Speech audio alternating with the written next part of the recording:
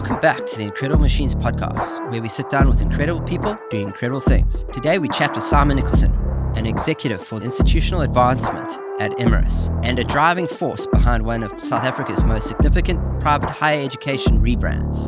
We talk about the journey of self-discovery and what it takes to become a better leader, transformative campaigns and the power of paying it forward, the future of private higher education in South Africa.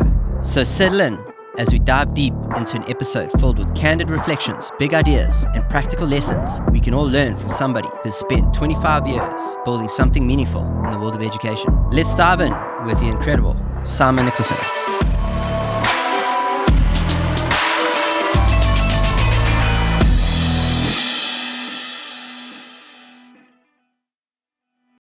I didn't go into details of where you're actually from and where you originated. So I'd love to know where you were born. How did you? Well, I was sort of KZN, born and bred, actually not far from here in sort of Pinetown. That I did my. In fact, actually born in Howick, but then moved at a young age to Pinetown. My father was a priest at an Anglican church in Pinetown, and then he kind of moved on, late into sort of academics and moved to UKZN in Maritzburg, and then we moved, but kind of stayed in UKZN, and I was at university for an extraordinarily long time. In fact, since my dad was the warden of one of the residences at UKZN, we sort of ended up being I was really at university from about 13 years of age, and my older brothers and sisters were all studies. So by the time I was sort of out of there, it was many years later. So then I've never lived outside of KZN. Sort of always lived and then sort of moved probably after a few years of working for a newspaper in Maritzburg, moved to Durban, and I've sort of built my career here. There've been opportunities to go elsewhere, but I never wanted to be too far away from the sea and from what I was sort of familiar with and from family. So I sort of made the decision to kind of stay put, and we'd kind of ventured at some stage also to consider leaving, to go and live in Australia. And again, I just decided, no, it's the right thing for many people, but it wasn't going to be my choice or our choice to do that. So yes, I was sort of schooled in Maritzburg at Maritzburg College, and as I said, attended university in Maritzburg, and now living in Durban. And in your lifeline, just to segue to that, so have you done that sort of exercise before? Have you ever done that sort of looking back? Not really. Yeah, so it was kind of interesting. It wasn't difficult to do, and in terms of kind of ranking or rating or kind of these are the periods of the kind of highlights. So it's quite an interesting thing to do, to look at and say, and also I guess it helps to answer the question of when was I at my happiest? When was I at my most fulfilled? What were the most difficult periods of my life? So I don't think we sort of, I suppose it depends on the individual, but we don't always reflect on that. You just kind of deal with what's in front of you, and you reminisce, but you don't really categorize like that and say, well, from that period of time from age 5 to age 10, what would I sort of pull out as the highlights, and what would it define me as being happy or fulfilled in that period of life, or what were the things that I really, resonate with me if I think about that period of time, So it was quite an interesting process to, and we'll have the link in the show notes to it, so for those watching and listening. But and it's so simple. It's a horizontal plane, positive above, negative below, and it's like the day you were born. It usually starts as a positive. For me, it did, and then like say my dog died when I was 6, and it goes down. So it creates an ECG of your life, like you said. We love it because it's one of those things that to know thyself. It's like one of the most important things you need to do in life. I've learned over the time. I'm still figuring that out. A couple of quotes come to mind there, but I will leave them for now. Actually, in your timeline, it did say that one of the low points was in a high school transfer. What was it? I think so. I was quite insulated as a young child. I had 4 siblings, and I guess my dad being part of a Anglican sort of community, and in a fairly kind of small town. Pinetown was small in those days, but so it was quite an insulated environment, and family was, it's very kind of secure, so easy to build up your confidence and be happy. So those kind of formative years for me, and we had the run of the neighborhood, so you are definitely kind of free and happy and unthreatened. I think at the time of going to high school, that sort of teenage angst begins to kind of set in at an all-boys school, and at one that, there's a lot of kind of pressure to be, one of the big guys, and then, when you feel like you aren't, and you're starting to feel like your battle to kind of survive and to be relevant and to be, well considered, and you've got a lot of self-doubt at that time of your life. You're not confident in who you are and who you want to be, so you become a representation of what you think is going to allow you to get by. And it felt a little bit, for some of those years, as kind of survival. I sort of resorted to being the class clown and being kind of anti everything in order to kind of keep a kind of cool factor, because I definitely wasn't going to be one of the rugby heavies or anything like that. So you find your way that you're going to get this job done, and so I think I felt through school that I had a good sort of friend network, and I was doing well enough to be able to keep my head up, but I wasn't myself. I certainly wasn't in a full version of who I wanted to be, and it really took until university before I was able to kind of come into fruition. And so conversely, from those sort of teenage years, and then after sort of a 2-year sojourn into in the army and growing up a little bit, when I came to university, those were conversely the happiest years of my life. It was, freedom, it was exploration, it was self-acceptance, it was, learning and not sort of feeling like you had to be a version of yourself that would keep other people happy, So I think that was, and I think freedom as well, from the bounds of rules and responsibilities of family and school or the army or anything like that. So it felt like a time of freedom, and I particularly enjoyed that, and new ideas, new things that you're being exposed to, and new thoughts and new possibilities of what those thoughts mean, and just where you see yourself and other people kind of fitting in the world. What are your beliefs? So that was kind of really exciting. It's a sort of time of discovery, but also self-discovery, and I think I really enjoyed that period. Just to take you back quickly before we get to understand the order of things as well, so did you board at? No. I was a day boy. As I mentioned, my dad was at the university, was also a warden of one of the residences. So we lived literally on campus, and in the warden's house adjoining a residence on Maritzburg University. Yeah, so I was a day boy, riding in on my bicycle every morning into school and kind of home in the afternoons. I think, as I understand it, in some of those schools, the day boy can be quite difficult. I don't know if most.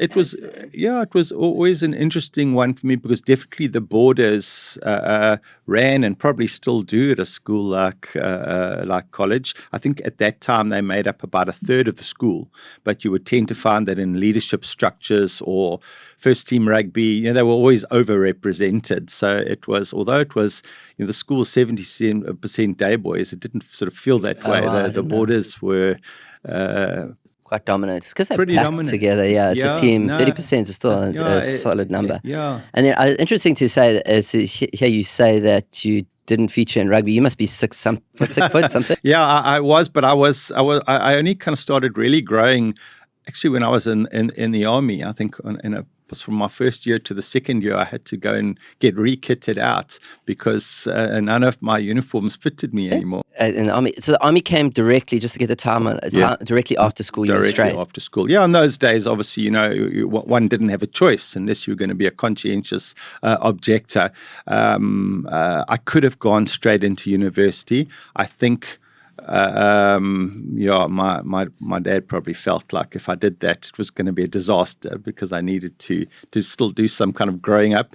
I definitely wasn't somebody who made the most of my school years. I had sort of gone into that sort of, by the time I'd finished, into quite an antisocial type of, wasn't sort of conforming in any way and certainly not buckling down and working hard. But I was sliding by courtesy of a sort of a slick vocabulary and ideas and sort of thoughts that I always had. But in terms of the learning and the disciplines, that was lacking at that time. So I went straight from there into the army. And by the time I sort of came out of the army, I was obviously a couple of years older than those that I was beginning my studies with. Yeah. So I often have that question of whether for me, it would have helped me with discipline. I don't know. But I don't have that experience. It just intrigues me. I don't know that in the end anybody helps you with discipline. You help yourself with discipline, and you find discipline through your own kind of processes. Any enforced discipline, is it discipline or is it actually just a kind of a fear of consequences? I don't know that it's the same thing. I behave in this particular way, or I do these particular things because the result, if I don't, is going to be something I'm not going to like. I don't see that as discipline, I think that's just, fear of consequences. Discipline is when there's nobody telling you to do something, but you see the benefits for yourself and you do it. And as I say, to me, that is kind of self-taught, or otherwise you through observation. That's you can't note that other people are behaving or doing things in a particular way. And as a result of that, you kind of want to emulate that to kind of enable the same benefits to accrue to you. Did you do any kind of waitering work or bartending or anything like that? Actually, when I was a student, I worked at the race course. I worked in the owners and trainers section at Scottsville Turf Club in Pietermaritzburg, and I did that. And then I think I spent quite a long period of time later on, sort of working as a barman as well. So I've definitely, I've done that type of work. But yes, nothing like that it was ever going to find enjoyable, fulfilling. I did it to have a few bucks in my back pocket. Yeah, I mean, I was a barman. Even when I did my honours of Vega, I was still bartending and getting by there.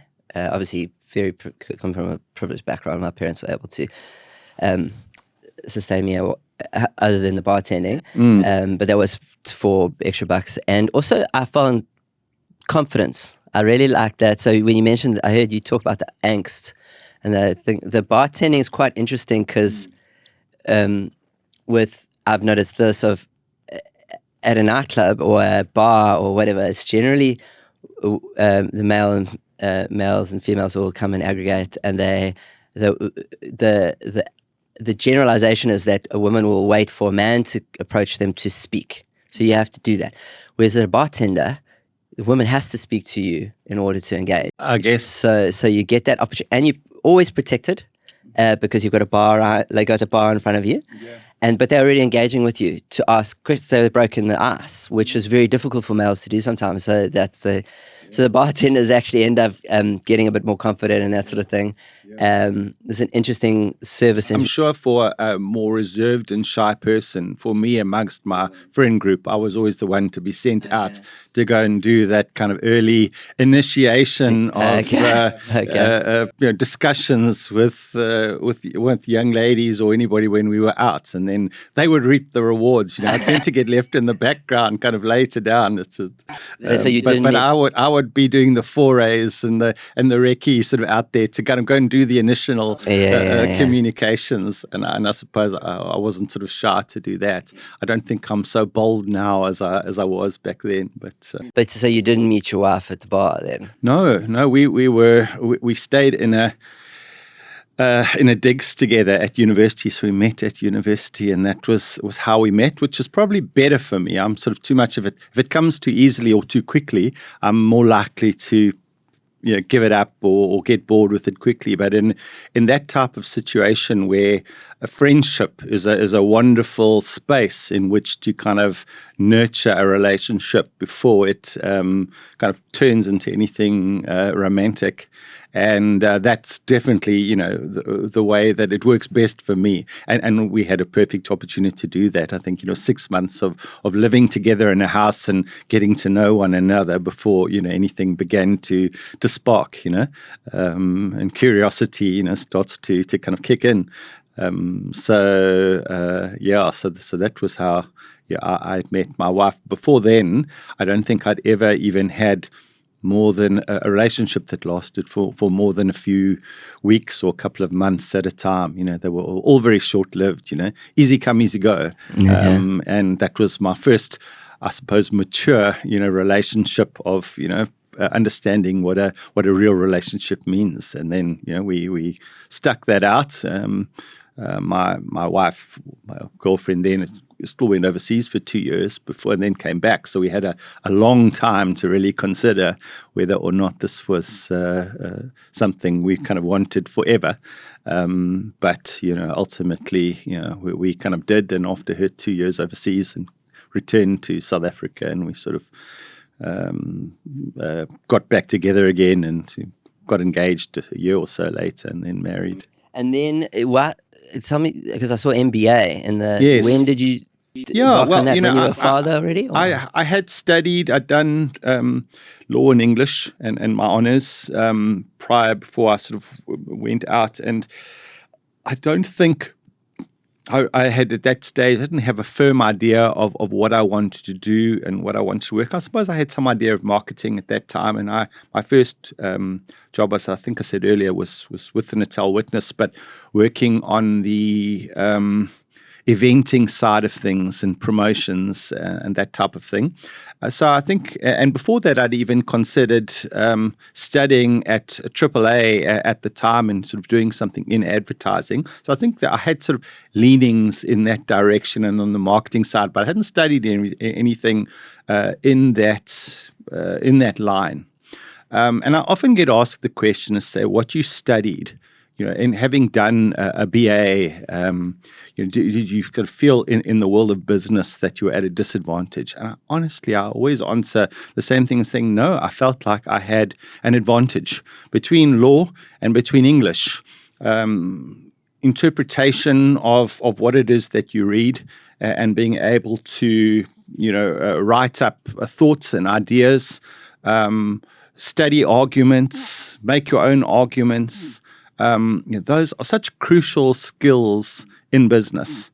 And I had felt that when I was in a room with a bunch of kind of BCom finance students, the skills of how to write up a marketing plan or how to make business decisions, those were things that could much more easily be developed.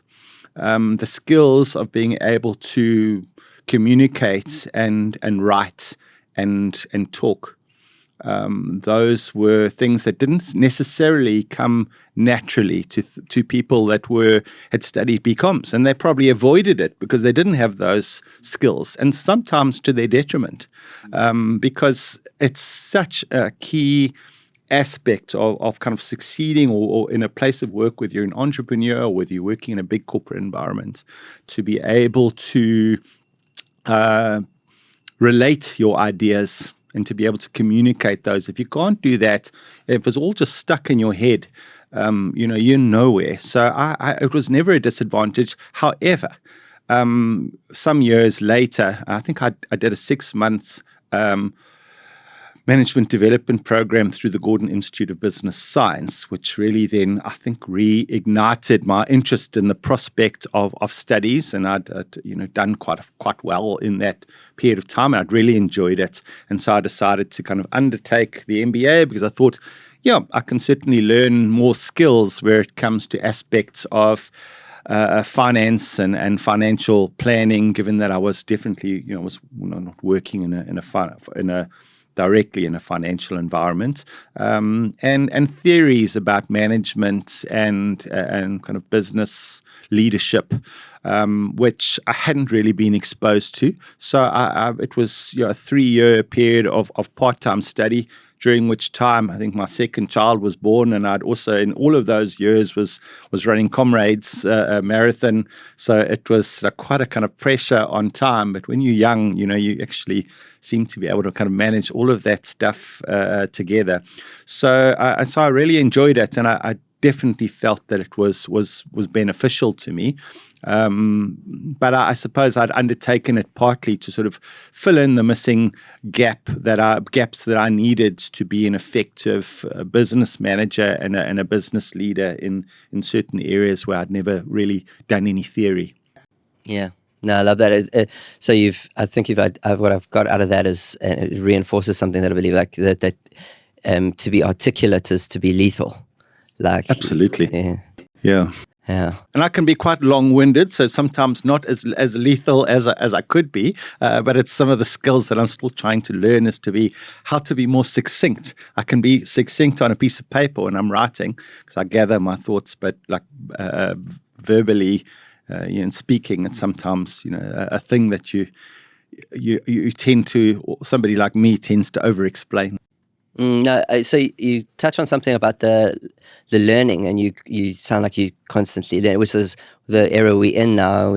How I've met you is the passion for education and lifelong learning, and that's where we are right now. I think that kind of goes into, that might be the next place, or I don't know if you touch on where your marketing roles led you. Yeah, well, I mean, I'd gone into a retail environment from the newspaper and worked for about 15 years, starting out with the advertising arm of the Bear Group, as it was in the time, at a little sort of a side business they ran called Media Master. It was an in-house agency, and working in that and kind of client services, and where I sort of really sort of cut my teeth, I suppose, when it comes to marketing, and particularly in retail, and then moving across to the business side, to the marketing side of that, into the business, when Media Master was closed, and we began working with external agencies instead, and then staying in retail to move across to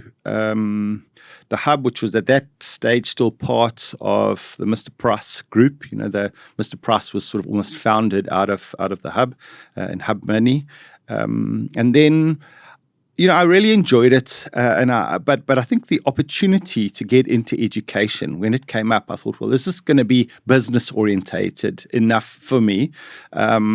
Is it going to be? I'm so used to now become sort of almost a creature of big business and that corporate environment. This is where my abilities lie, and I enjoyed it. Is it going to be enough like that? But at the same time, given that my dad came from education, a long kind of history and line of kind of educators and that in the family, and feeling, am I making enough of a difference? Am I doing anything meaningful? So to me, when education came and the opportunity to work for the IE's Varsity College, which it was back then, in the role of marketing and sales, student recruitment, it was a great intersection, because I felt like, okay, it's still selling, it's still marketing, it's still communication, but what you're involved with here is now with education, and you're not trying to sell per person another pair of red shoes that they don't need.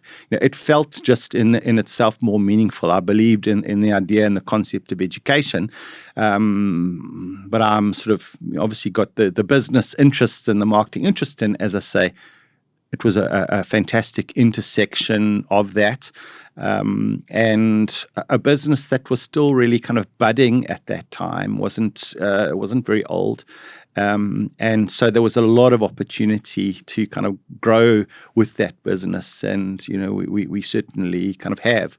So, it was just about 5 years ago that we began discussions around the fact that we were potentially kind of outgrowing that name of Varsity College, and we had our association with other educational brands that fell under Advotech, the JSE listed holding company, and within the Independent Institute of Education, like i.e. MSA or Monash as it was previously, and Vega School or i.e. Vega, and the consolidation of those brands into one brand, and almost a sort of a restart as a new brand.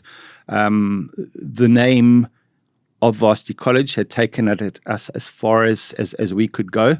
And it certainly served its purpose. But in so many ways, we were a different business and a different institution, a different organization now with different prospects. Changes in the law, which allowed private higher education institutions to become universities, which had not up to a point of a few years ago been possible. So we still go through a process with that while we wait for the regulations to be released and promulgated, but the law itself is in place. So we know that there is that prospect, and then, with the consolidation of brands becoming an institution in our own right, which is part of that process and which is underway. But a relaunch of this brand, which has been a real highlight and exciting part, as I sort of come to some sort of culmination of my career in terms of what I've done and where I have been able to make some sort of a difference in my working life. So it was really exciting and a privilege to be part of that process. But now, we've kind of launched that at the beginning of this year, along with 2 new campuses and with prospects for more. It's now sort of public knowledge that we're looking to consolidate our KZN campuses and reopen a new campus, which will house 11,000 students with fully vested student experience and residences and all of that planned. So it's still part of an exciting journey and one that I've been able to continue to believe in. We touched on a little bit just in the pre-chat that we were having, and just saying, as South Africans, and since the 80s, we were conditioned into believing, buying into the idea that private higher education could not and should not be seen at the level of public universities in South Africa. I couldn't really say why it never happened with the schooling system in South Africa and with basic education, but with higher education from the days of the apartheid system, that there was a vested interest in keeping higher education public. And with the transformation into... So just before that was that a matter of control? You feel that? Yes. Oh, absolutely. I mean, it was a stated aim of... the Broederbond and the South African government at the time to control education and the curricula, and so that was a way that you could control thinking and control ideas. So it was vested in that, but where I suppose there was an opportunity with the regime change that took place in the 90s for that to be kind of freed up and for private higher education to find its kind of rightful place, that opportunity was never taken. And in fact, it's had to be fought for tooth and nail every step of the way, because ideologically still has historically not been support for the idea that higher education should be put in the hands of the private sector to any extent.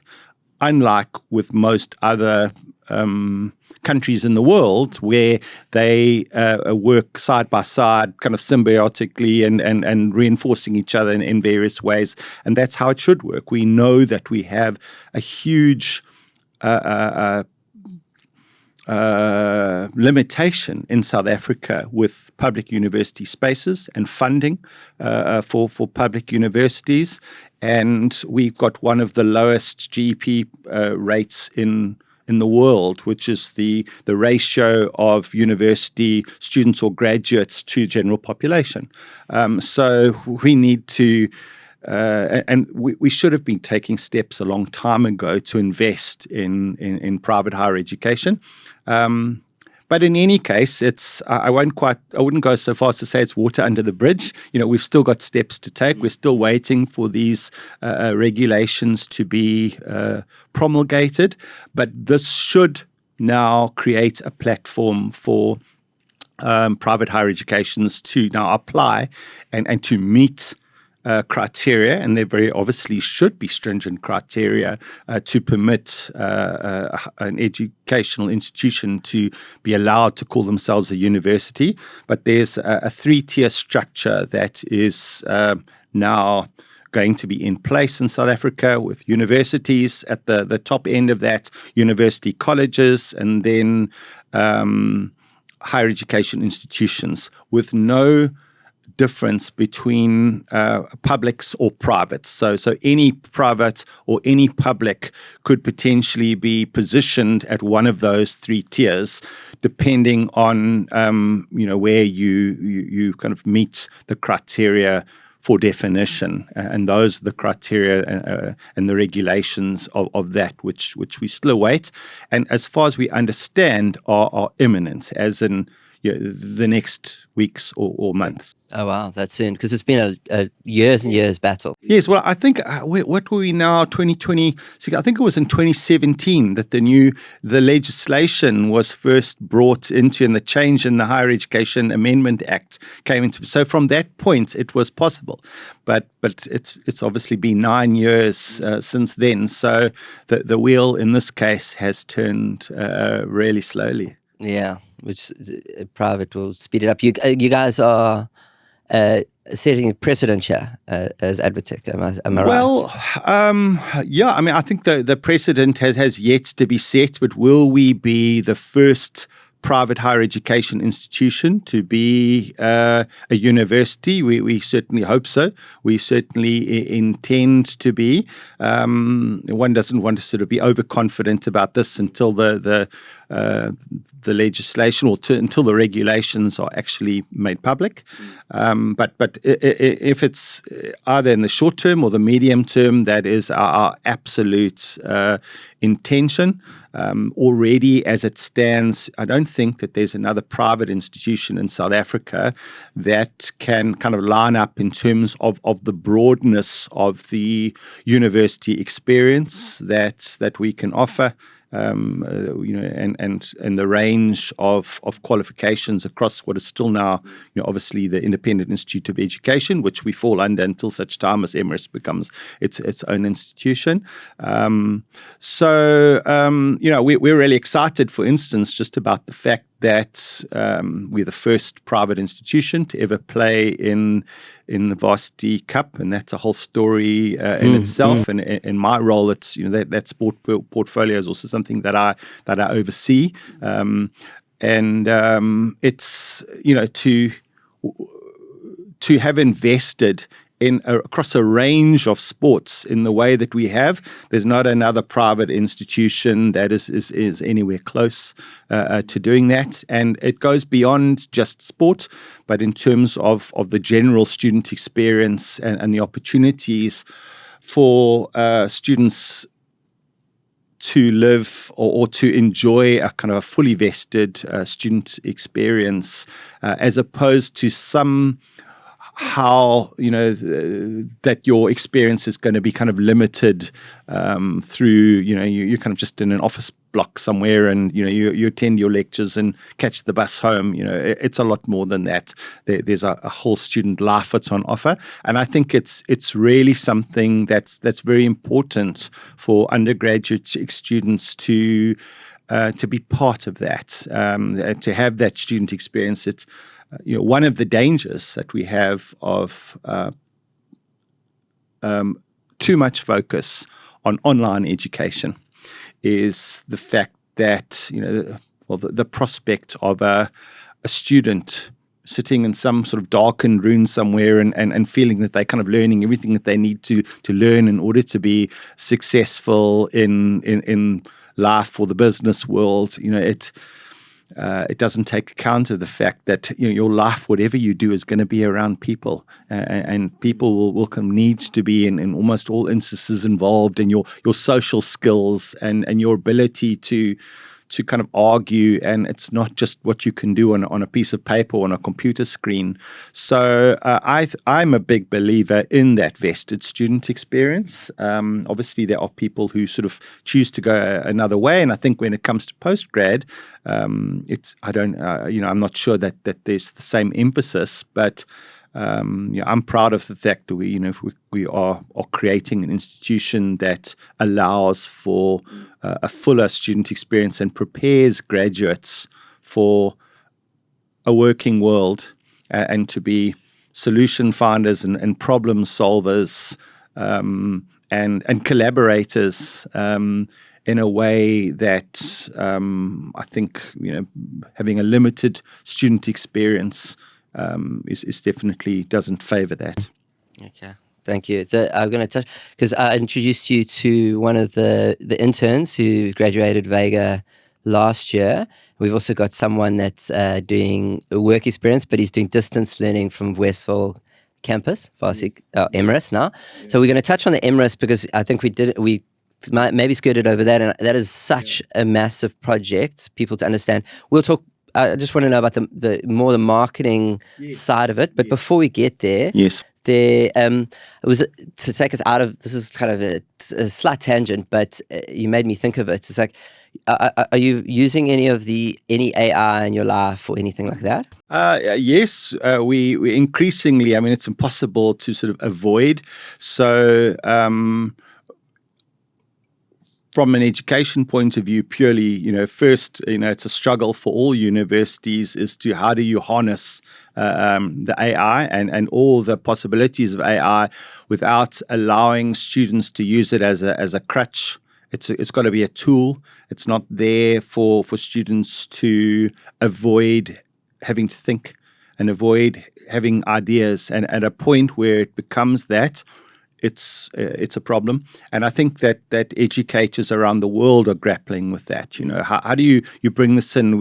I've heard it said that AI is going to be bigger than the invention of the World Wide Web and the internet. It's just going to be so huge. It will enter into every aspect of life, and so. It's crazy to think that you can avoid it or that you can suppress it. You have to incorporate it. But how do we do so without it dumbing down our kids? It is a challenge. My wife is also an educator. She finds even in the kind of school, there are kids that are sort of using it to try to get by. One sees reports in higher education as well of kids that are sort of independently being evaluated and tested, and seeing certain studies that show that their ability to be able to kind of think and argue when they don't have a kind of support tool is diminished as they become more reliant on those things. So who can raise a good argument, who can think for themselves without a robot and kind of a world of data that supports it, that tells us what to do. So we've got to find a way to keep that in. But in terms of our business as well, from a marketing point of view, we're kind of introducing that. We were just looking at an AI tool that has the ability to have conversations with prospective students, so that any student, if you were sitting at 2:00 in the morning and you want to have a conversation about a program that you want to study, that can actually have an intelligent conversation with you and respond. And we made good progress with that. But I think the struggle we had, a lot of the models were non-South African, and so they struggled with African accents. And so too often it was it wouldn't have picked up or understand what was being saying, and so it would sort of refer you to a student advisor. And obviously, if it's going to do that too often, it's one thing if it's 5% of the time, but if it's 60% of the time or 40% of the time, so we're back to the drawing board on that. But it's certainly something that we look to introduce. Big data management and how we can use sort of AI to help to filter. We've got a project running at the moment in the business also to get AI to look at how we can screen prospective employees and really just lift some of the admin load of the process of doing that. So there's so many ways in which it is being looked at and considered. I mean, just a silly little practical example, but in the way that we generate some of our reports in our executive, the reports are written by different people. And so although there's a format, they tend to come together in different styles of writing.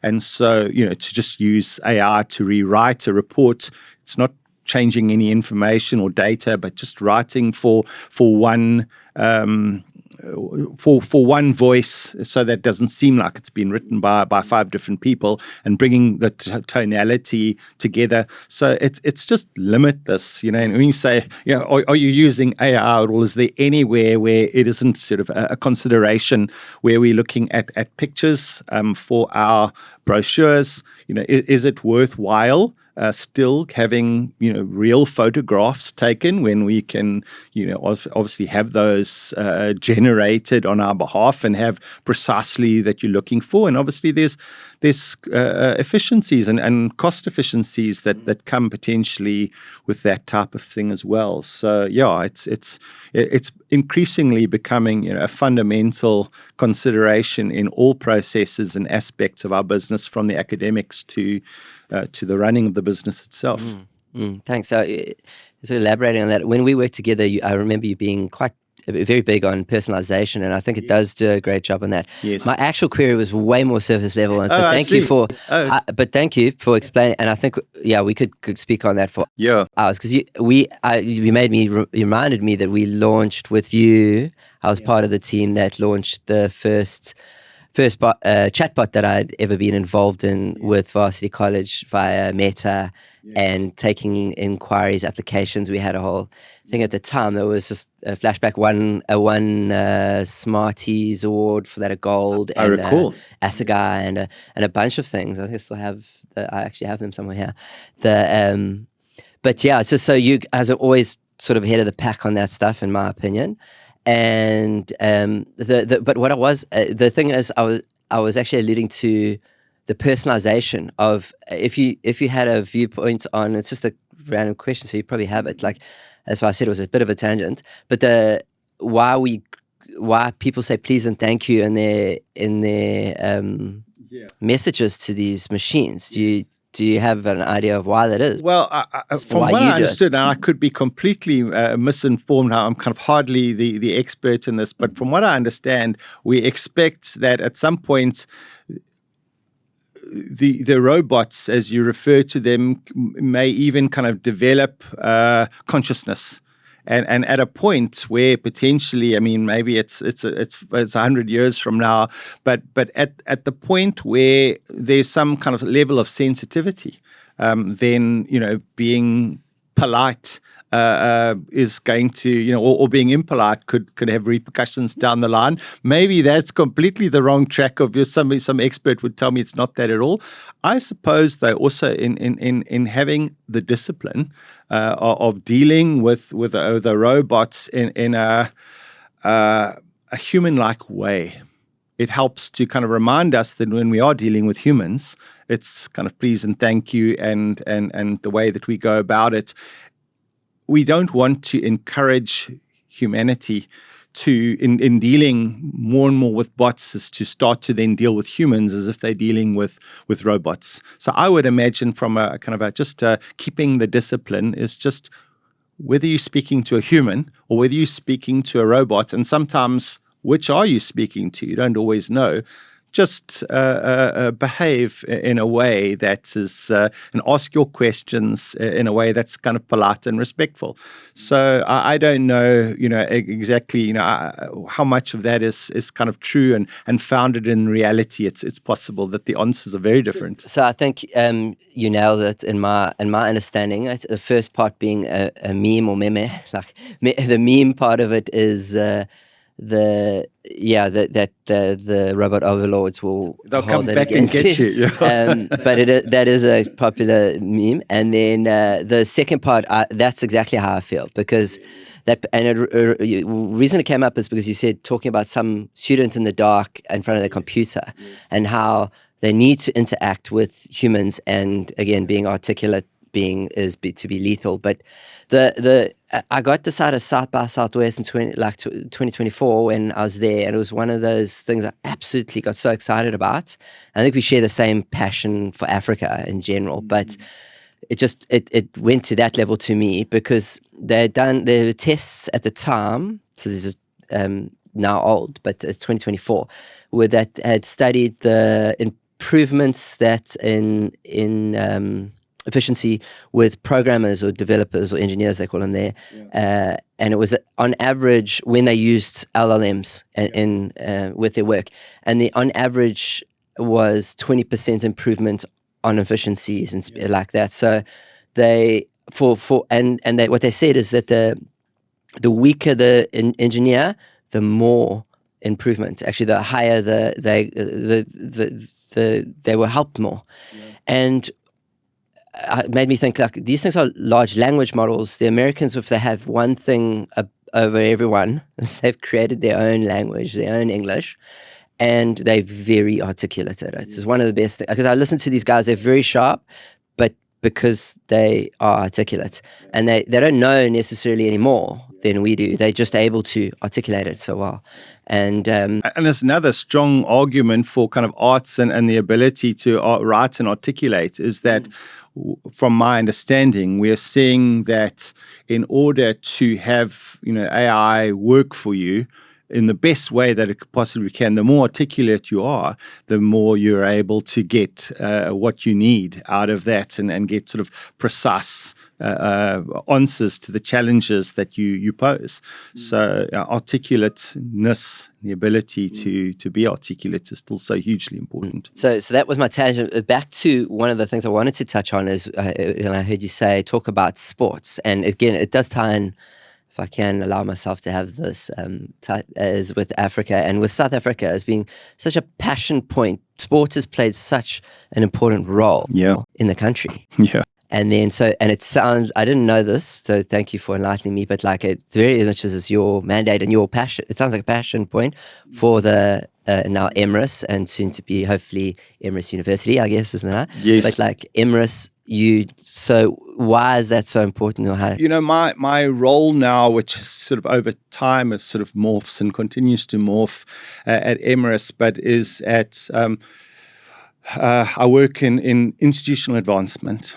And sport was placed under institutional advancement for the fact that we understand and appreciate what impact it can have on the way that people perceive and receive us as a university, and for the fact that it's such a crucial, and particularly in the South African environment where sport is just so important, whether it's kind of rugby or soccer or netball or anything else.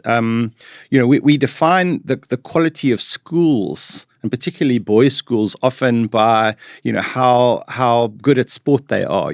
People will send their. It's an indicator. It's a mark of quality. Well, the academics must be good. If they've got a rugby team that's as good as what it is, or a hockey team or something like that. So a lot of the top academic schools in the country will also be the top sporting schools, and vice versa. So for university, there's no difference. And I think the platform that sports gives us, as well as obviously a platform for the students themselves to, be part of a community and kind of find their tribe, so to speak, amongst other students that are playing that sport within the institution and outside of it. And you learn so many skills that are necessary, things about leadership and compromise and partnerships and possibilities and limits and disappointments all through sport. But it's more than that. Is sport is an indicator of quality, and our sport has the opportunity, or through our sport, to have the world see us for who we are, for us to express ourselves and to be more seen as a result of sport. And so it actually forms a very important part of brand building for us, to say, if we're going to be seen in the way we want and need to be seen, we need to kind of show this out, not just inside the classroom, but also in all of our sort of peripheral activities. Sure. Okay. Brand building, and like I said, that in South African is nation building. It's quite interesting. Absolutely. And again, what we talked about this before on the show with other guests, and we had I mentioned Oscar Chalupsky was part of that first Olympic team that is when we were allowed back in. He was a spokesman. Yes. There for them.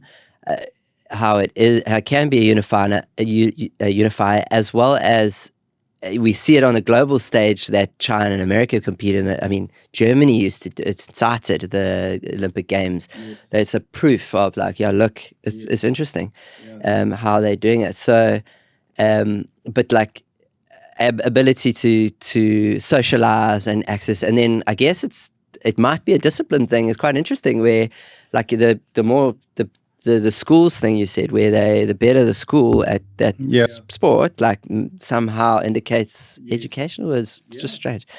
But okay, perfect. That clears that up. We're going to get into case studies, because I want to come back to Emeris, because we skirted over that, and I know, like I mentioned, it's been a massive project just on the brand. I mean, the name, the everything. But if we could get I want to do. We'll have them in the show notes, so if we don't get to them in the episode, you can go reference them. But you've picked a campaign. It was I shared with you that the Like a Girl campaign was actually chosen by a guest just recently, but it was a female guest, and we have her point of view. I'd love to hear yours and Darcy. And now I've spent more time with it. Yeah. But stunning. And then there's another one that we've got, and I just want to make sure it's the right one with you. But to pay it forward and execution, we got an MTN execution, which is more of a movement than it was a campaign. The reason that those got looped together in my mind, and sort of giving some thought to what campaigns, what's inspired me, what have I enjoyed, what's really resonated with me through my life, where it comes to campaigns and movements and the sort of communication objectives. When I thought about it initially, I sort of thought, there's so many campaigns that when I was young, Braflace Rugby, Sunny Skies and Chevrolet, there's Zappit and a ZB Blick, I don't know, you might be sort of too young to remember it, but it was like a cleanup campaign where, you were trying to kind of teach everybody to put their rubbish into these little ZB bins, which was an ostrich kind of icon that had been done. And I remembered them all, and they always resonated. And what they had in common was that they were all, in even Cokead's life, there's a kind of community. They're tapping into a tribe. They're tapping into a sentiment. They're tapping into a kind of community feeling. Yet, they weren't really transformative, any of those initiatives. And I've always been interested, and I suppose that interest grew when we started to talk about things like viral marketing. Is how do things go, become an epidemic? How does it just start to expand and grow a life of its own? And how can it be transformative? Because we know that advertising influences, but how much of that is really just kind of tapping into a need and feeding off it and growing it, and how much of it is really changing the way that we think. And I have been increasingly becoming kind of more excited by the prospects of campaigns that show their transformative properties. And so, yes, one of the campaigns that kind of struck me in that was the Throw Like a Girl campaign, which came through, I think, in about 2014, somewhere around there. I think Leo Burnett was the agency that were responsible for that, if I recall. And it was so powerful that actually beyond what it was doing and what it was trying to do for always the brands that it was, representing in that, it started to get people, forget about the feminine hygiene product, but started to get people think differently about this idea of kind of feminine strength and power. And so I was excited. Yes, I'm not a female. It probably can't resonate for me in the way that somebody who's actually kind of lived that experience of being seen as a sort of, in some respects, an inferior, like a weaker sex. But I can see it. I can still identify it, and it can still be kind of quite a sort of a supercharged thing to sort of see that, and it's emotive, and it's the underdog who kind of is now kind of recognized as the champion and all of that. But it was an example of one, and then what I was interested in the pay it forward movement, and also for its properties to expand and become an epidemic. Let's pause there. We'll show the ad now, and then we'll show the pay it forward next. Okay, great.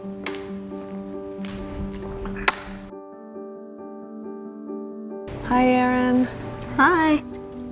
Okay, so I'm gonna just give you some actions to do. And just do the first thing that comes to mind. Show me what it looks like to run like a girl. My hair. Oh my God. Show me what it looks like to fight like a girl. Now throw like a girl. Aw. My name is Dakota, and I'm 10 years old. Show me what it looks like to run like a girl. Throw like a girl.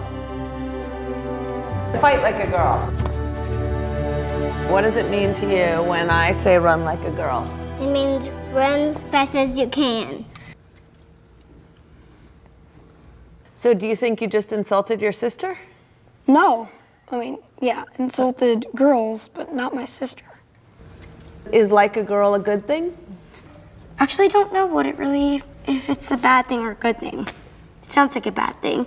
It sounds like you're trying to humiliate someone. So when they're in that vulnerable time between 10 and 12, how do you think it affects them when somebody uses like a girl as an insult? I think it definitely drops their self-confidence and really puts them down, because during that time they're already trying to figure themselves out, and when somebody says you hit like a girl, it's like, well, what does that mean? Because they think they're a strong person. It's kind of like telling them that they're weak and they're not as good as them. And what advice do you have to young girls who are told they run like a girl, kick like a girl, hit like a girl, swing like a girl? Keep doing it, because it's working. If somebody else says that running like a girl or kicking like a girl or shooting like a girl is something that you shouldn't be doing, that's their problem. Because if you're still scoring and you're still getting to the ball on time and you're still being first, you're doing it right. Doesn't matter what they say. I mean, yes, I kick like a girl, and I swim like a girl, and I walk like a girl, and I wake up in the morning like a girl, because I am a girl. And that is not something that I should be ashamed of. So I'm gonna do it anyway. That's what they should do. If I asked you to run like a girl now, would you do it differently? I would run like myself. Would you like a chance to redo it? Yeah.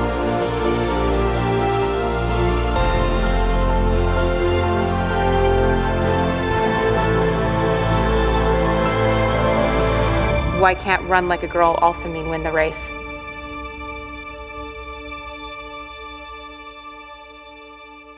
Yeah. So that's interesting to me. Also, I mean, the whole thing is awesome, but in line with what you've divulged. I think people, it doesn't have to be about, we're at a very vulnerable stage there at that time of your life where you're starting to, when you're a kid, you're somewhat oblivious. But when you get to those sort of age, you start to realize that the world is different to what you thought, and so you become more vulnerable. And at that time, you get exposed to narratives about how things are. And just for the listeners, we're referencing the quote that's on screen is a girl's confidence plummets during puberty.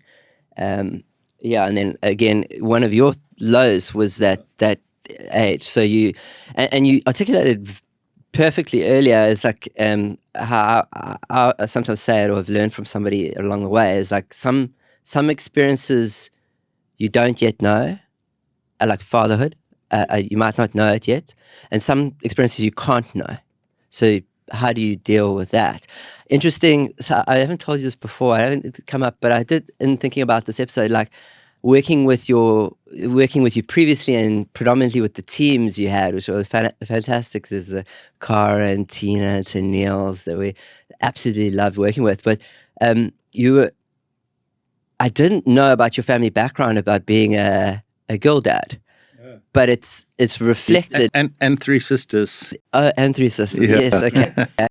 But it's reflective. I think it's quite reflective in that. Like I know that the way, I picked up that in working with that team, that you are father figure in that incident. It was just this beautiful thing, and I'm sure you defend them. But it's echoed through in your personal and business life or practice. Yeah, and I suppose it may not be a coincidence that in my working world, we work in an institution that is kind of somewhat female dominated. We've got a female MD, and a lot of the executive is a female, and the people that work in education, there are a lot of women. So if you can't navigate that space, you are going to have a hard time. There's no room for the kind of shy, silent type or the strong silent type in my type of organization. There's high communication and high levels of I guess kind of sensitivity and the ability to be able to kind of work and not be, stuck with the old sort of thinking paradigms about roles of kind of men and women and abilities, I suppose. But I think you're right. I mean, being a father to girls, you become sort of very protective also of what the idea of what women can or should be capable of, or are capable of. And it's beautiful. And just being able to hold space is different. Like I know I have two boys, but my wife has to deal with being dealing with the boys and that. But I guess it would have opened you up. You potentially more empathetic. It does depend on the unit, but like and it's interesting because it's not really been my strong suit. I mean, I'm quite a vocal person, quite a strong person, quite a sort of forthright in terms of my communication, and so I think some of my sort of maturing as a manager and perhaps some of these aspects have come late. I suppose is to learn to actually be more. And not just with female employees, but just to learn generally, and as a manager and responsibility to kind of nurture those that are under you. I have had a lot of conversations, it feels like, in the last kind of year or so about the idea that being right is not necessarily right. If you are right about something, but the way you show your rightness or enforce your rightness or bring it about, if you do it in the wrong way, would have been less damaging to be wrong. So I think that whether it's with men or with women, we need as leaders to learn some of us do, I think I did, to learn to be more nurturing, to learn to be a better listener, to learn to not have to be the smartest person in the room all the time, to have my opinions heard, to make sure that I got what I wanted. I've had to slowly learn how to be more kind of compromising, more gentle, a better listener, and to not always be determined to enforce my will or for it to be, my way of doing things. And I'd like to think, I didn't do it in a cruel way, but, if you're a strong personality and you're a strong communicator, you can often sort of be more dominant than you should be. And as a result of that, everybody else's light gets kind of hidden or pushed under a bushel and suppressed. And I think it's so easy to do that unconsciously. And part of my learning journey of the last few years and under kind of guidance of coach is to really recognize that and learn how to be a more nurturing leader and somebody who is able to bring out the best in other people, and less so about the person that's able to shine, the person who's able to come up with the idea and the solution and crack it and say, oh, that's what we're going to do, well done, Simon, is to be less focused on trying to be a winner in that way and become more of the winner in terms of what you're able to bring about in the lives of the people who work with you, and understand that, we spend so much of our day at work. It doesn't matter how right you are, how correct you are about so many things. If you make the working lives of people around you difficult and less pleasant, it's just a really crappy thing to do to people. Is there a way to be able to achieve just as much as you want to achieve, to get everything that you hope to without having to be that way, And I think it's in the latest part of my career, in the last few years, that's a journey that I'm on and trying to get kind of better at that. I've got a few years left to retirement, and by the time I do, will I have become an expert at being able to find the best in the people that I work with, and my colleagues and my employees and my suppliers, and kind of help to make that a bigger thing. So and relating it back to a girl's confidence sort of plummets during puberty.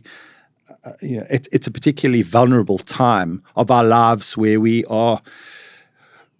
can either kind of gain a lot of confidence in ourselves or we can be kind of suppressed. But I think there are other key times in our working lives too, and as adults, where there are sort of important times for the development of people, and early in the careers of people as well. They can be changed.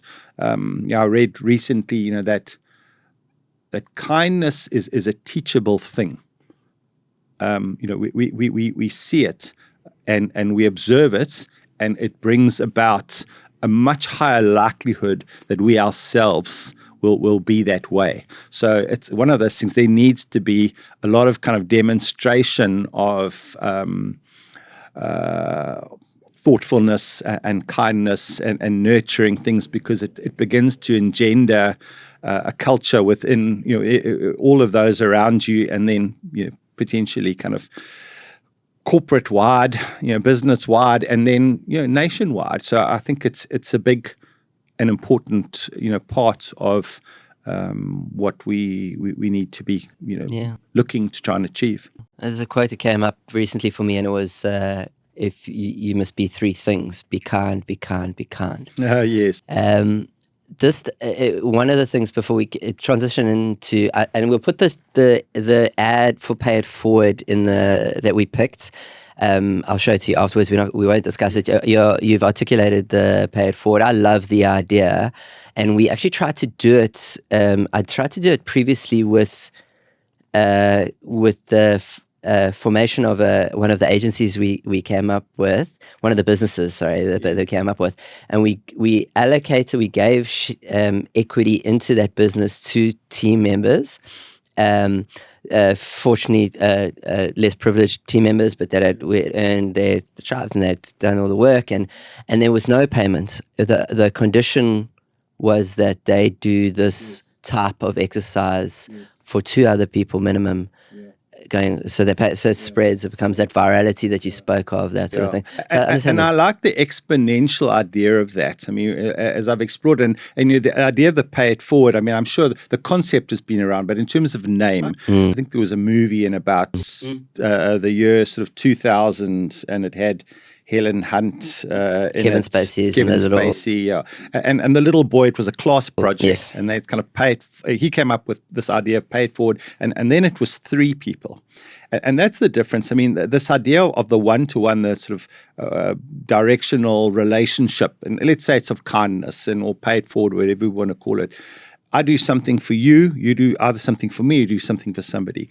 But it's the exponential things and making it 2 or 3 people. I mean, it's a crazy thought to think, if I do something for 3 people and then they do it for 3 people, now that's 9. I mean, I think the next step of that is by the time you get to 20 levels of that, it's at 1.2 billion or something like that. It's just incredible the impact that it can make. It doesn't work if you are kind of doing it just for one person, because there's going to be some level where it kind of dies out or the chain gets broken, and then what are you left with? But if it's exponential, it has the potential to take over and be. So I've liked the idea. Now, I mentioned earlier, I like the idea of things that are transformative, but I believe that things that are transformative need to work in an exponential fashion. And I think that was what I'm excited about with the concept of pay it forward. And then companies have used the idea of pay it forward to say, let's tap into this. And it's, I mean, I'm sure it's been used hundreds of times. The most famous example of it, as we know, is the Starbucks, where, you get a line with the Starbucks and then you pay for the person behind you. I'm not sure if that's exponential, but nonetheless, it's a kind of this chain that continues. Now, Starbucks never came up with that. It happened just by itself. But once they realized that this is the thing, they started promoting it as sort of something, and they've capitalized on it. But there are other organizations that have used the concept of pay it forward and similar, where you try to get a viral thing going. In South Africa with MTN, with the Quebecer, with the bicycle project, which has become now, I think it was about 2015, 2016, where we had the first African cycling team competing in the Tour de France under the Quebecer banner. But the idea in Quebecer, interestingly, also means moving forward. So the idea of it is that you give a bicycle to a kid and in a rural area, and they can now more easily kind of get to school. And then I guess you follow it from there. You get to school more easily. You're going to be less tired. You're going to do better. You're going to stick it out. You're going to progress as a result. And then sort of somewhere down the line, you're going to be able to make an impact on society more greatly. So all of those are usually the ones now that resonate. I say, how is this actually making a difference in the world? And you can have your commercial objectives. There's no reason, there's nothing inherently evil about sort of capitalistic concepts. But I strongly believe that, the social elements need to live side by side, and they can do, quite practically and quite realistically. So I'm always been most attracted to and most moved by campaigns where I can see the transformative effect of a campaign, rather than it's just clever or it's funny or it's just tapping into a community feeling like the Bright Rugby, Sunny Skies and Chevrolet type of thing. It takes it to a whole nother level, and that's what I really get inspired by where it comes to promotional campaigns and why. And make change happen. So that's the transformative. I mean, that Starbucks, so we looked at that, was one of the ones actually looks like it's out of China, Starbucks, and really interesting there. And then that's MTN campaign won the Lurie's Ubuntu Award. Just winner of the Virgin Unite Community Program in 2013. So quite an old campaign, but just it is beautiful. Interestingly, I don't know if you've a guy named the Good Things Guy, Yes. a guy by Brett Lindeque. Now there was a thing that came up also around about the same time as 2014, probably about the same time as the Starbucks campaign.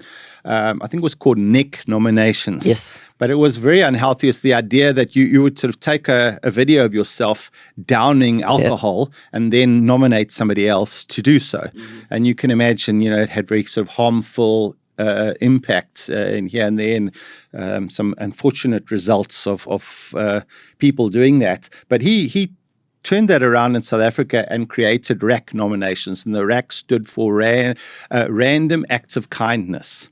And it was the same idea of saying, go out, if you want to go and video yourself, but rather go and do something kind and video that and now share it and to see what kind of impact. And I think increasingly there's been sort of social studies and sort of psychological studies that are done on the impact of kindness and how it affects people mentally, physically. And I've already mentioned the fact that witnessing kindness is a very strong sort of psychological impact on having people behave kindly when they are in a kind of kind environment and being kind to others. So the impact of that sort of spreading wide.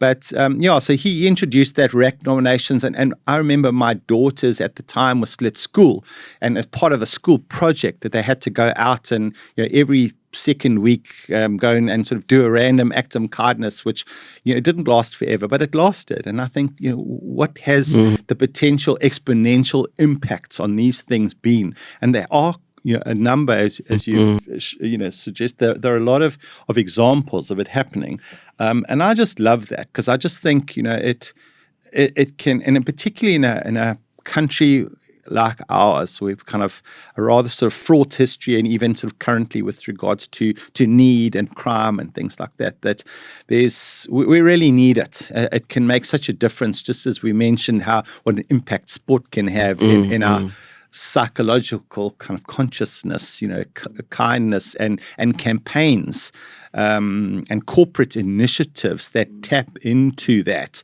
meaningfully, not just talking about it, but actually acting in that is a big thing. Yeah. And for me, in my career, in the go forward, and with the roles and responsibilities that I have now, is to think, how do you actually put this into practice? How do you operationalize in that way? And there was a guy, a businessman, and I always want to say a philanderer, but a philanthropist back in the kind of turn of the millennium, who inspired what was, it wasn't reach for a dream, but what's the Malcolm X thing? It was... it's not reach for a dream now. I've got that in my head.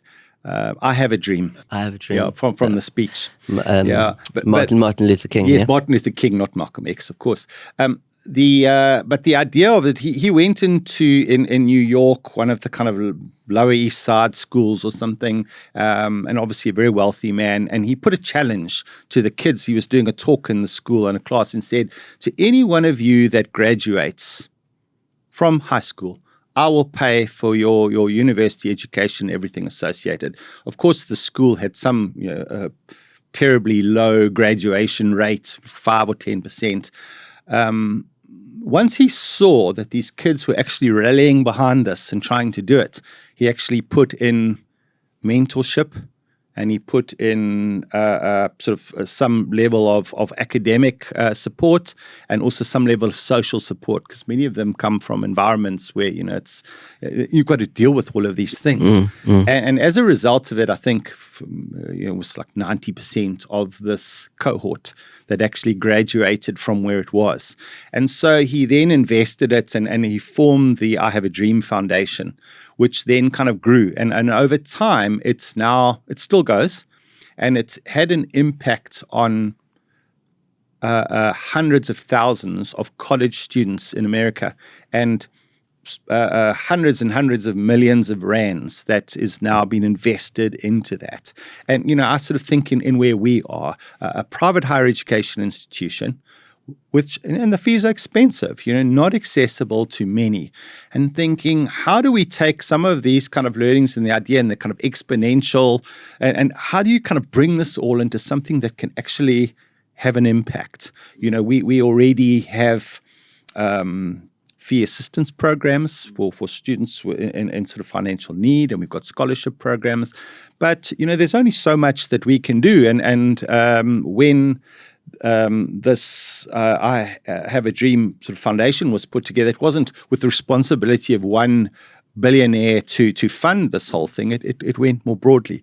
So how do we actually create that? How do we get the confidence in private higher education and a profit-making institution to boot? How do we get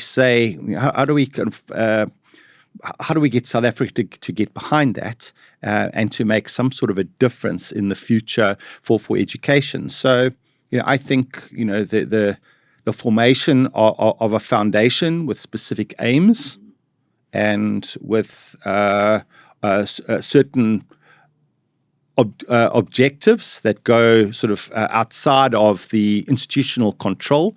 It makes a lot of sense to me that something like that for the future could gain a lot of momentum, and something that sort of I'm quite excited about, continuing to explore for our future in terms of how do you make higher education at a quality private institution accessible for so many more people than we currently have, It's incredible. And it ties me in, because I'm going to get quickly into, and you answered it in a way, and I just like to get Narieta put forward a question. Yes. Narieta was one of our early guests, and she said, if there's one more significant thing that Simon can contribute he can make in his career, what would that be, and why does that contribution matter? Yeah. So, and I guess that is to kind of say, I've got the very kind of privileged opportunity now in what I do and what my areas of focus are to try to dovetail the interests of us as an institution and our will to sort of be seen and build credibility as a top-tier university in Africa.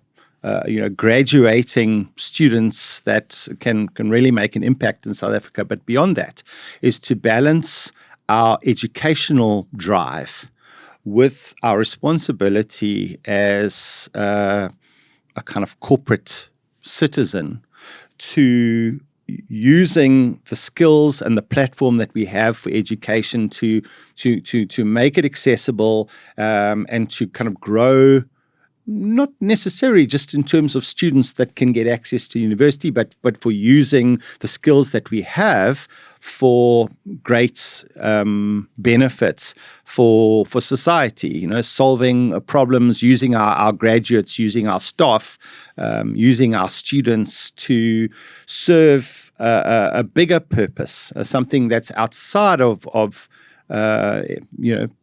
the classroom and sort of education specifically, but which has an impact. Because I think all universities do have a special responsibility to make a difference in the communities that they serve. So I would like to see that part of the work that we do over the next years and in the balance of my career, the 5 or 6 years that I have left, is to be able to introduce that and make an impact in how we can benefit a society without in any way having to compromise on our objectives to build a credible academic institution that outputs students and satisfies the needs of all of our stakeholders. Yeah.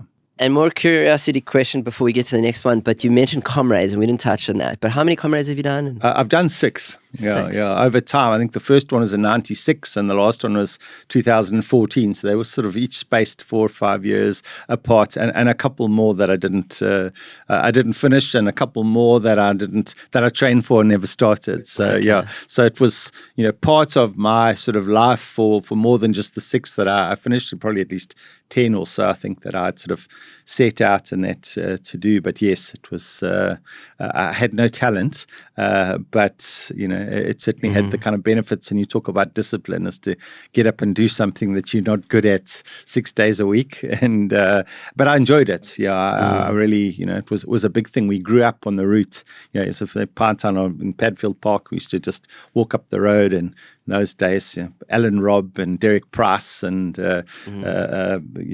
many other athletes, even before the Bruce Fordhouse era, and watch those and all say, we're going to run the comrades one day, and we'd write little notes. So we got only the reports you got in those days was from the helicopters, and you'd write down all the names that they kind of said and what order they were in. And, we never saw a finish and start. Only saw them coming either up Fields Hill on an up run or down, but we followed it very closely. And then out of our siblings, 3 of the 5 of us have subsequently, run comrades, and I'm married into a family where, my father-in-law did 30 in a row, and so comrades was always been around, but I definitely feel too old for it now. Yeah, no, I don't believe that. I don't think you look at it and you could definitely put it off. It is one of my weaknesses is the running, as you can see. Thanks so much. I think if we can touch on your quote that you picked. Yes. Are you happy to go with it? But yes. Do you want to read it, or should I read it? Well, it's a quote by Henry Ford, and it's sort of depends on which version of it you read. But it goes like, if I had asked the people for what they wanted, they would have asked for faster horses. And it's always been something that I've probably for kind of 20 years kind of found so many opportunities to reference. It can be interpreted to sound a little bit arrogant, like don't listen to research, don't listen to, you decide, because if you ask the plebs for what they want, they don't even know what they want. You got to show them what they want. I don't interpret it like that at all. I interpret it that when you do get feedback of whatever form, whether it's through research or in a room or stuff like that, you've got to understand the need. The words and how they kind of articulate it, you don't ignore it, but you look deeper than it and saying, okay, this is what's being said, so what is the need? Because then you can think laterally, and then you've got the opportunity to solve that problem in less obvious ways. So I think it's a call to lateral thinking. I think it's a call to sort of solution finding in less obvious ways, and it's often what we need for kind of breakthrough ideas, is to kind of say, stop thinking about it in the straightforward way. We want to go faster. It takes too long. Can't you breed a faster horse? Hold on a second. But isn't what you want to do is to get from A to B more quickly and conveniently? What if we did this? Who's going to say no? It's not the act of riding fast horses that for most people is the crucial thing. So do you understand that? What are your insights around the needs? And so in my work and working with ad agencies and working with marketers and that sort of through history, it's just often been kind of so relevant. And I say it's a call to lateral thinking. Perfect. Who are your incredible machines? I didn't see that answer. I didn't actually give any thought to incredible machines. Would they have to be business? The whole incredible machine, I said I'd go through it, is that it comes from a really terrible day in Cape Town when I was meeting with a client, and it's a client partner, and we just had, it was like sullen and downtrodden. It was just horrible. The experience was not good. There was miscommunication.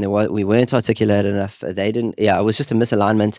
I was sitting in the airport in Cape Town International, and I was relaying the state of affairs, and like redundancies needed, and like really terrible decisions, and that's my worst, absolute worst thing, because the greatest thing that I've ever been a part of is employment, is being able to have the opportunity to provide people with employment. That's my favorite thing. If I can do that, sign me up. So the opposite of that is the worst thing to me then. The yin and the yang is the opposite. So I was relaying to my financial director and my business partner at the time, and we were just sullen and downtrodden. It was just horrible news, a horrible day. And then I was in one of the private booths at the Cape Town International Airport, and I turned and I saw these Head and Shoulders coming up the stairs, and they, I was just like, guys, it's Brian Abana. And I just watched like South Africa's 10 best tries against New Zealand or whatever it was, like recently on YouTube. I just seen it, but like I was just like, guys, it's Brian Abana. I'm the day's done. I'm gonna go see him. Like I just want to go say how's to Brian. And they were like, and I heard their energy change on the call. They're like, oh, cool, yeah, I'll go see him. It's like, we're business. We were like, but they were just like, yeah, no, awesome, go see him. So I went close. By the time I got back to where I was sitting, he was sitting, but he was on his laptop. Yes. And he was typing away. And I didn't want to interrupt. I didn't want to be that guy. I don't like being that guy that goes and takes selfies with people or anything like that. I just wanted to shake his hand. So I sitting eagerly, and my plane gets called the third time like that it's leaving now. And I just, as I stand up to leave, he closes his laptop, which was, it looked like he was typing on a mobile phone because he's so broad. And he's like typing away. And on a BlackBerry, but it's actually a laptop because he's so wide. But he closes his laptops, and I sliding into his DMs. But hey, Brian. Yeah. And he's like quite graciously says, hey, how's it? I'm like, how's it going, man? How you doing? And I said, how's it? It's just a pleasure to meet you. And he goes, and he's been trained. He's so articulate and great, and like, and he's been media trained and stuff. So he turns the conversation on to me. He's like, yeah, how you doing, man? Like, what? And I just went. And one of my superpowers is being awkward. So I just went full throttle on that, and I said, no, I don't have anything. I gotta go on my flight. And I just left it and like that. And he was like kind of a little bit concerned and watched me leave the thing. And then I had 2 hours of that. Oh my gosh, you're gonna run over in your head. Cape Town, Durban flight, 2 hours with the voices going. You did know that you did do that. Yeah, you did. And I'm so anyway, I follow Brian Abana on multiple platforms, but on Instagram I went back as I landed because I had formulated a message, and I just said, Brian, I was having a really terrible day. I just went to one of his posts and I went, Brian, I met you at the airport earlier, and I was having a really terrible day. Like and just seeing you turn my day. It was the day I've met Brian Abana. It was the best. It was like the best day because I was met the day that and what I meant to say when you asked, I meant to say thank you. Yeah. Because like that didn't come easy. That's discipline. That's years and years of work, and not that time where he didn't score tries for ages and we were just rooting for him. Everyone's like sitting going, come on, Brian, score it and break the drought and all that sort of stuff. And I just wanted to say thank you, and I wish I had. So thank you. And he, as a social media person, or he replied, I don't know who it was exactly, but he just replied and said, I hope you keep well. Like he's a bit concerned about my state of mind because of the long comments he got on some random post that had nothing to do with anything. But yeah, like that's the, when I realized that, I said, thank you, because you walked into the room and you changed the room. Yeah. And that's what an incredible machine is. Yeah. It's like an incredible, you can change, someone that can walk into the room and change the room. So is there somebody, that's the definition of an incredible machine. A dead or alive, mine and Madiba, my parents. Yeah, I mean, I think it's hard not to go close to home and think of something like that. I think my dad, who's a very bright, sort of intellectual person, was also quite a shy and reserved person, but he had the art of being able to be selfless and still get everything he wanted. And what he wanted was very little, but he got a lot more than that. So somehow it just kind of fell into place. But he was always content, and I've never had that. I've always kind of dreamed of feeling the feeling of contentment and the feeling of kind of happiness, or the feeling that this is enough, that this is good. And he had that ability to be. He never stopped. He was always kind of working for other people and giving of himself. He was always busy, but things just kind of happened somehow for him, and he was always happy. So I always kind of put all those things together and sort of thought, that to me, if you think about like the secret of life and to kind of happiness is to somehow be always giving, but always getting more back, and then always being happy. What else is it that we look for? And he was just a really good exponent of the art of life, and then with my own boss, and I think I tend to look at people that aren't like me. She is calm and always sort of considered. I'm much more likely to be more kind of volatile and just whatever comes into my mind. She's kind of much more considered. And as a result of that, I can see all my kind of shortcomings as a leader and as a person. And that's really kind of inspirational to kind of continue to strive to be more like that, and just see somebody who can be so good all the time, working with academics or working with HR teams and staff, and it's so diverse, and you just sort of get into that space and make everybody feel valued, make everybody feel like they're really part of a team, and that's just when you see good leaders, it's just so inspiring, and they don't necessarily come in the shape and form of these big personalities and kind of loud and necessarily with the most kind of inspiring, stories to tell. Or it doesn't kind of necessarily work like that. Just as I've seen in my role with sales, that some of the most effective salespeople are not, a loud, big personality types. Success can be achieved, in many different ways with different types of personalities, and she is able to kind of do so much in a more understated way than and it's just always kind of remarkable. And I sort of it's something that you kind of aspire to. If I can just be a little bit more like that, I know I can't transform myself entirely, but and it's just amazing how people can kind of keep the energy for other people for so long and for so many years without ever seeming to kind of flag or fail. So I find that kind of tremendously impressive. That's Louise Wiseman. Yes. Yes, yeah. So I'd love to have her on. Of course, she's due in the studio, I hope. I watched her on saw that she was on Espresso. I think it was an Espresso interview. Yes. Yeah, she's incredible. Yeah. Definitely fits the Incredible Machine. And from what you I think you need to take some back there, Simon, because some people would find that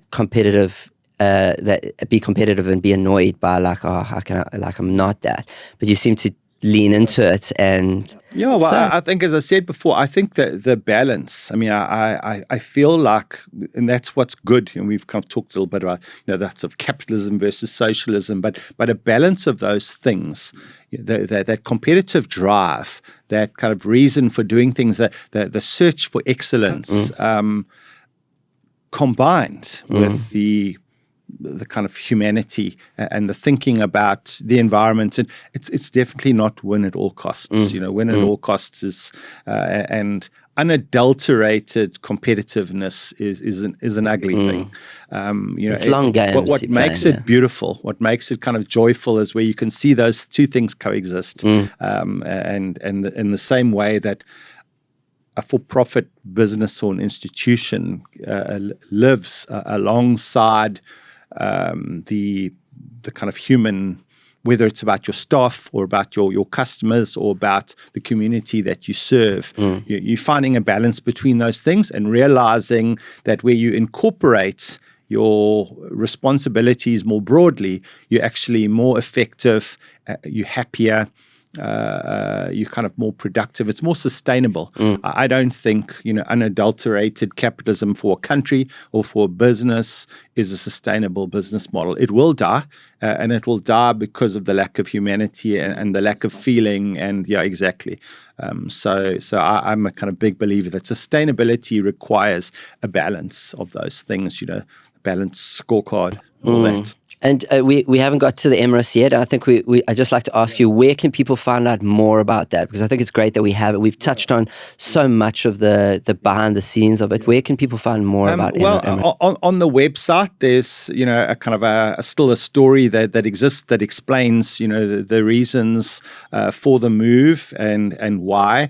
We spent time and put some effort into going out to all of our stakeholders at the time and communicating to try and help people understand, this is what we're doing and this is why and this is where. And it really has been amazing to see how they've stood behind it. I was saying earlier before this podcast meeting that we would. I just got some feedback from our research that we did, and we'd thrown in some questions to students or prospective students as they would have been last year coming through, and then who were told in September about the name change. And I thought I was going to Varsity College, or I thought I was going to IE MSA, or I thought I was going to IE Vega, and instead now it's kind of Emeris. So we just checked in with them as they were registering, and with the survey spoke to about 2,000 of our new students coming in and asked all sorts of questions, and some of that was focused on Emeris. But it was absolutely overwhelming to see the percentage that stood behind it, the percentage that said,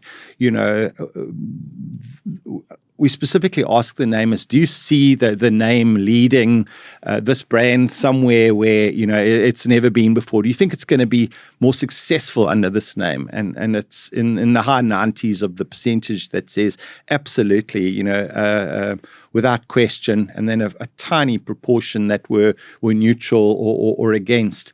And to see then their articulation of what they thought were the reasons why or what it meant. And it was really affirmation. And we'd done our homework beforehand, and we had some years of working with the name and the colors and the iconography and all of that to say, what will work here, and testing that into the market. And as we did the tests as to making adjustments. But we were really confident about it going in, because we could already see that all the pre-testing audiences were kind of showing a very high level of about what we were doing and about the story that we were telling about the reasons why this was happening. But obviously, it was a difficult process of 18 months of preparing for the new brand launch. So, obviously there's a lot of systems work that had to be done, and we met every week for a year and a half with our Avitech IT team to just talk about every little implication for systems changes and moves and how's this going to work. But aside from that, obviously the preparation for the staffing and different brands and how the discussion would need to be nuanced. People coming at it from all different angles. So the communication aspect as well was a really big part of it. We ended up forming, I think, about 5 or 6 different project teams that were all working on different aspects of the rebranding.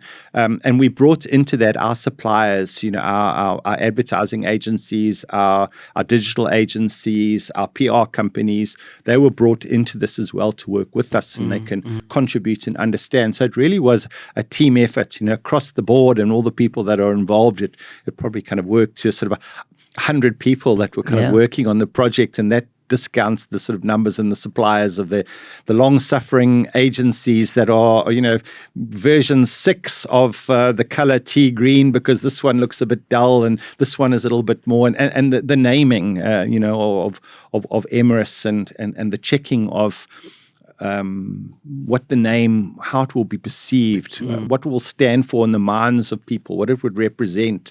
Why don't we name it after a famous person or after a tree, or exploring the different avenues for naming, and that took it really took a long time. It was very considered.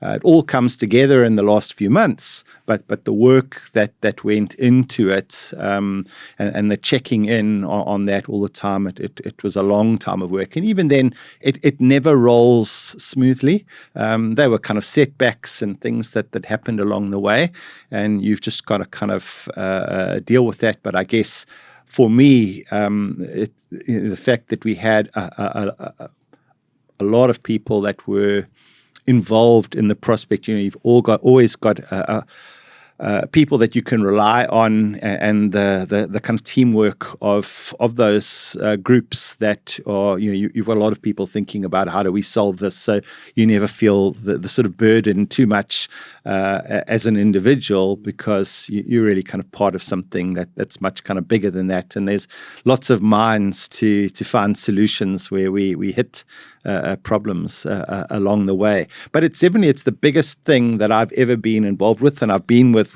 big corporate rebrands before, and hundreds of retail stores that are moving from this to this, and consolidation and these closing down. But this was, it was a big process, and something I'll definitely always look back on and think about. The year and a half or so when it got intensive, in spending time on working on that rebrand, and feel proud and excited to have been part of a relaunch of something that hopefully will still be around long after I'm gone. Yeah.